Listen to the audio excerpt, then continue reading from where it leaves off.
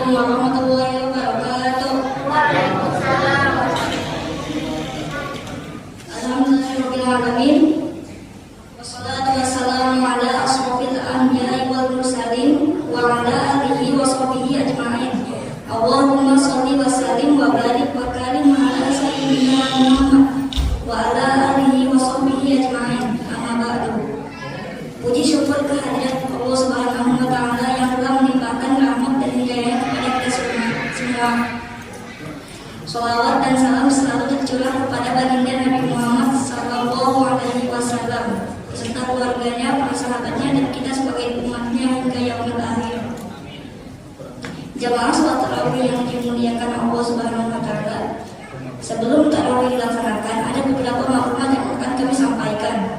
Di antaranya yaitu informasi zakat fitrah. DKM Masjid pada Ramadan Sendiri menerima dan menyalurkan zakat fitrah untuk Ramadan 2023 kali ini.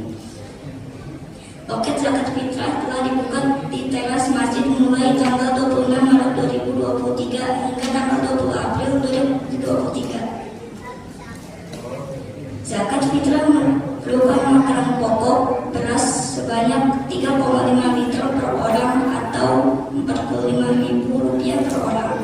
Pengumuman selanjutnya yaitu dana infak tarawih saat ini adalah sebesar Rp2.677.200. Alhamdulillahirabbil alamin. Kami ucapkan jazakallahu khairan katsiran. Semoga infak dan sedekah jamaah sekalian mendapatkan pahala yang berlipat ganda dari Allah Subhanahu wa taala. Amin ya rabbal alamin.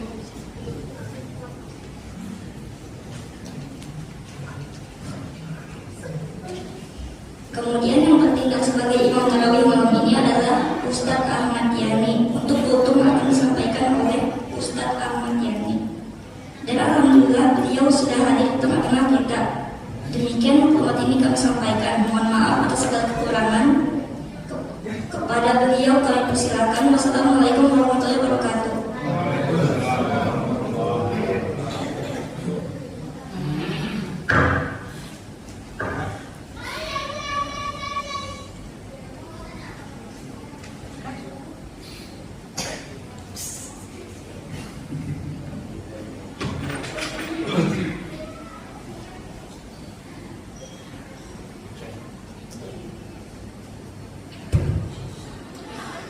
Bismillahirrahmanirrahim. Assalamualaikum warahmatullahi wabarakatuh.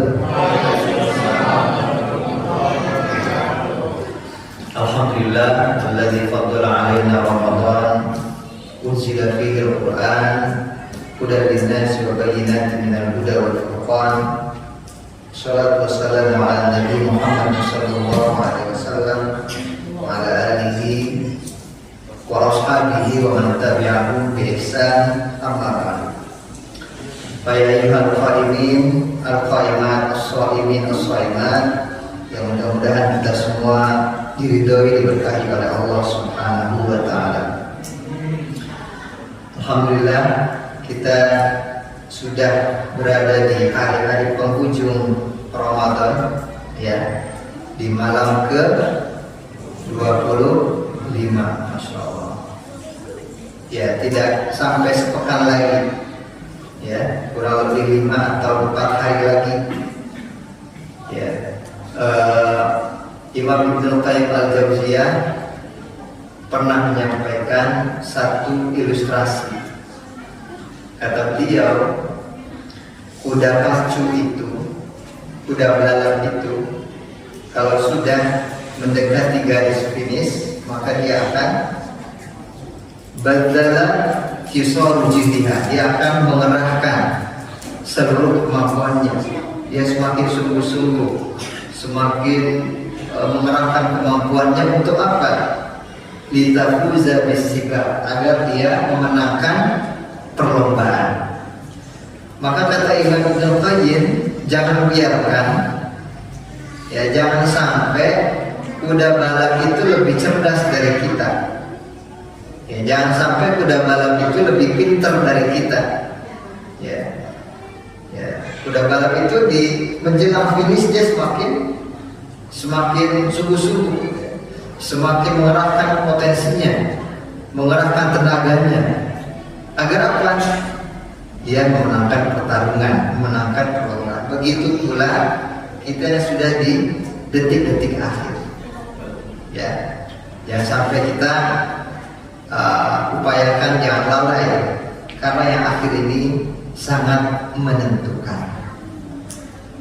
Mungkin di awal, di pertengahan kita banyak alfa, banyak lalainya, banyak kurangnya. Justru di akhir inilah bagaimana kita menambah kekurangan-kekurangan yang ada. Bapak Ibu, adik-adikku, anak-anakku, para jamaah rahimakumullah, Ramadan ini mengajarkan kita untuk menumbuhkan takwa. Kalau kita atau saya boleh membahasakan dengan istilah takwa spiritual dan takwa sosial. Takwa ritual atau spiritual dan takwa sosial. Karena kata Rasulullah, ittaqillaha haitsu ma kunta.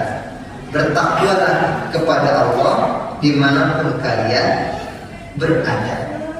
Jadi tidak hanya di masjid, tidak hanya di majlis-majlis zikir, majlis fikir, majlis ilmu, majlis ta'lim, tidak, tetapi juga di ruang-ruang yang lainnya, di majlis yang lainnya.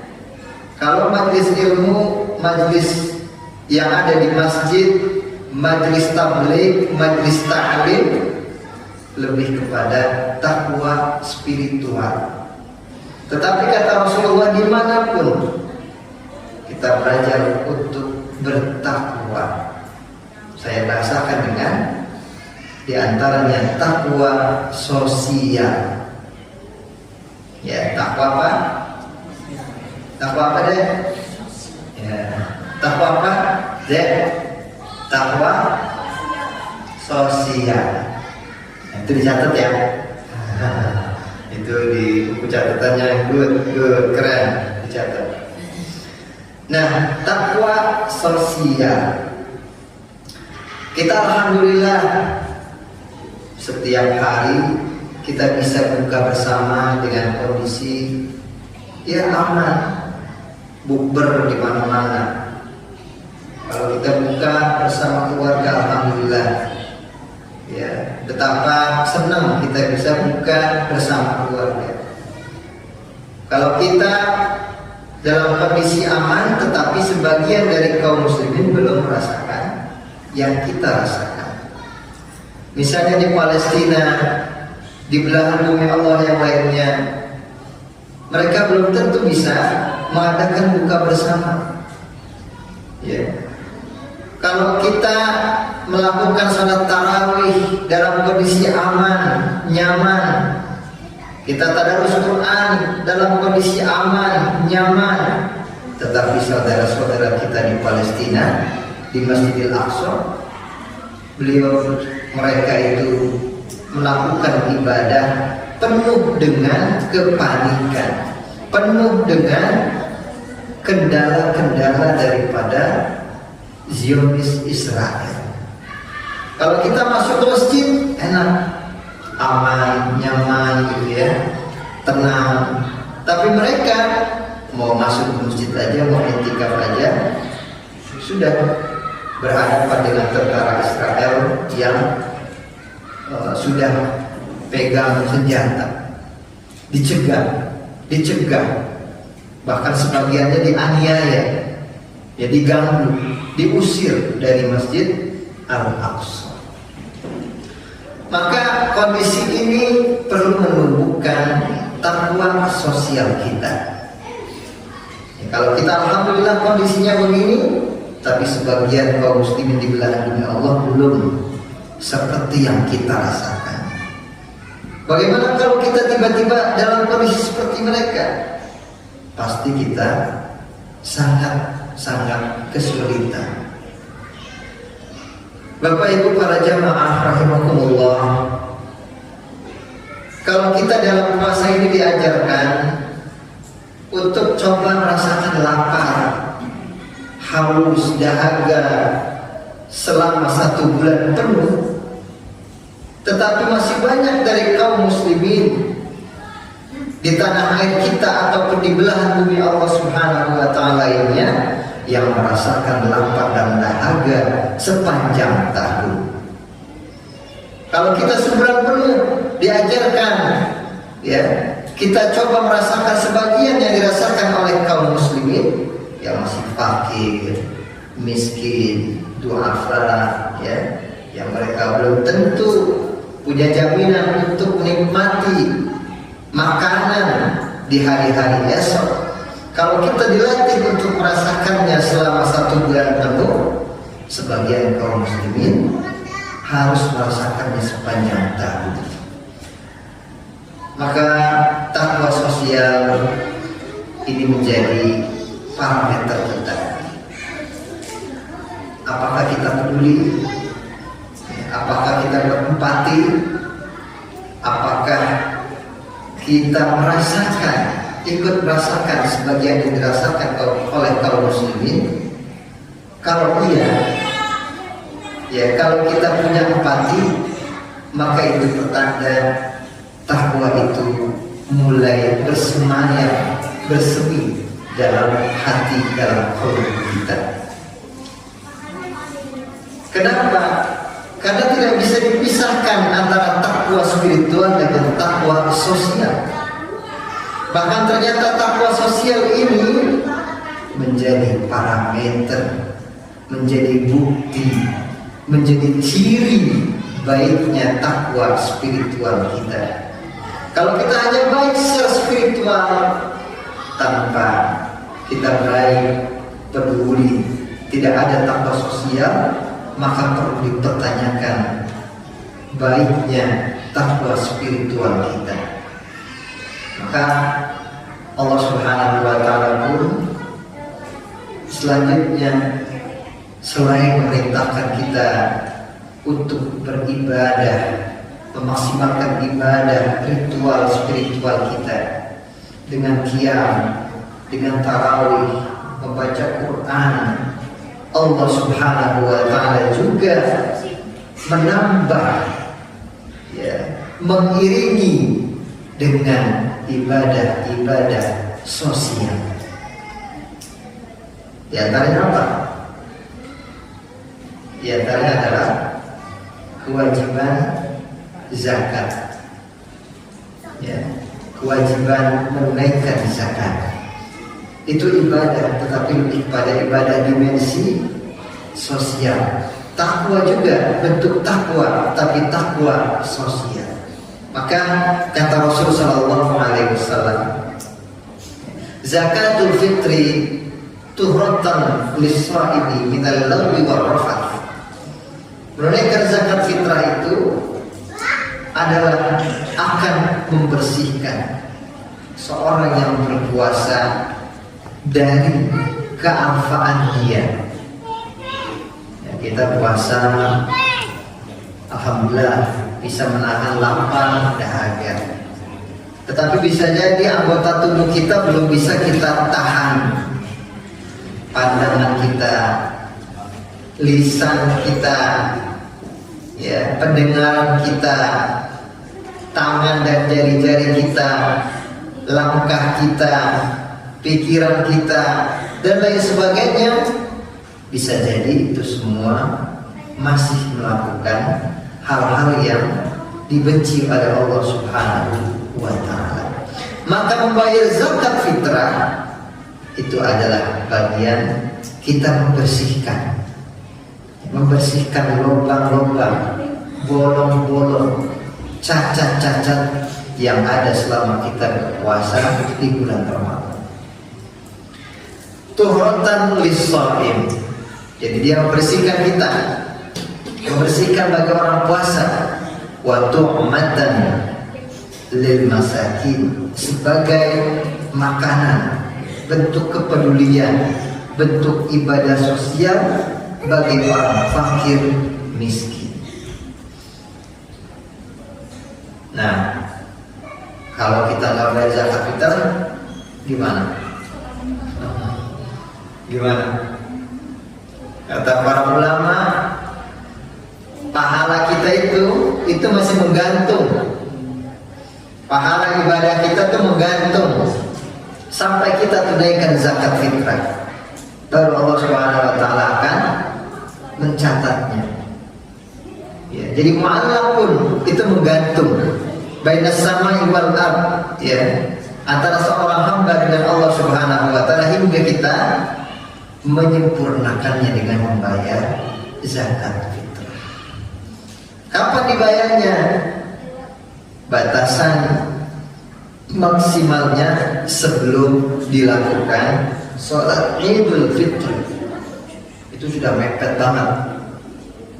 Boleh nggak dibayar sejak awal pertengahan Ramadan? Sangat boleh, sangat boleh, karena itu bisa memaksimalkan pengelolaan. Di antara juga adalah penyaluran zakat fitrah. Boleh nggak dibayar dengan uang? Boleh. Ya. Nah, jadi zakat fitrah yang pertama.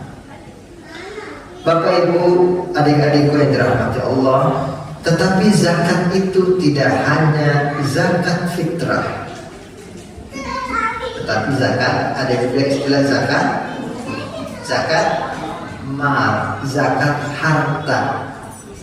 Zakat harta dibebankan kepada siapa? Kepada orang yang memiliki kelebihan harta. Kalau seorang petani ketika dia mencapai batas minimal kewajiban membayar zakat, menghasilkan dari hasil taninya sebanyak 653 kg beras, atau dikonversi dengan uang sekitar 6,5 juta, maka dia mengeluarkan zakatnya. Begitu pula orang-orang yang bekerja profesional, ya, orang-orang yang berpenghasilan lebih jauh berlipat-lipat dari petani, ya, orang-orang yang kerja di perusahaan yang profesional, mungkin penghasilannya puluhan juta atau bahkan sebagian ratusan juta. Ya, kalau tidak diwajibkan maka tidak adil. Petani yang bekerja di bawah terik panas matahari, dia harus datang ke sawah, bekerja dengan fisiknya luar biasa, berlelah-lelah, itu diwajibkan.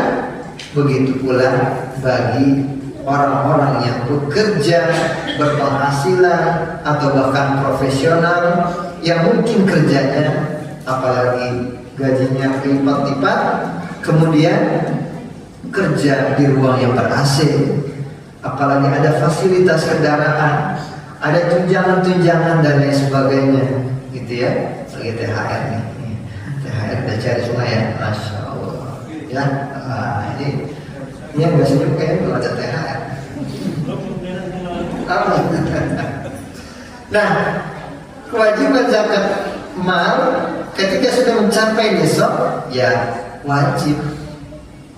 Ya, itu bagian dari keadilan syariat Islam. Bapak Ibu, adik-adik yang dirahmati Allah, jadi Islam agama yang subhanallah luar biasa. Kita boleh khusyuk dalam tarawih kita. Kita didorong untuk khusyuk dalam qiyamul lail kita. Kita diperintahkan untuk memperbanyak tilawah Quran kita. Tetapi di waktu yang sama kita juga harus berempati. Kita harus peduli. Kita harus membuktikan benarnya takwa spiritual kita dengan takwa sosial kita dalam bentuk kepedulian. Setidaknya di bulan Ramadan ini zakat, karena zakat merupakan rukun Islam yang berapa? Tiga, bagus. Yang ketiga, ya, jadi nggak ada perbedaan itu antara salat dan zakat. Bahkan Allah gabung, wa aqimus shalah wa atuz zakat. dirikan sholat, tunaikan zakat. Bahkan Abu Bakar As-Siddiq memerangi siapa yang enggan membayar zakat. Mudah-mudahan Allah Subhanahu wa taala berikan kita taufik hidayahnya untuk kita bisa menyempurnakan rukun Islam dengan sholat, dan kita penuhi juga dengan membayar, menunaikan zakat yang merupakan rukun Islam. Salah satu yang tidak ada, maka bangunan keislaman dalam diri kita bisa ambruk. Ibarat pondasi, jika tidak lengkap, maka bangunan itu tidak kuat. Hadanallahu wa iyyakum ajma'in. Allahumma waffiq ila aqwamit thariq. Nasrun minallahi wa fathun qarib. Assalamualaikum warahmatullahi wabarakatuh.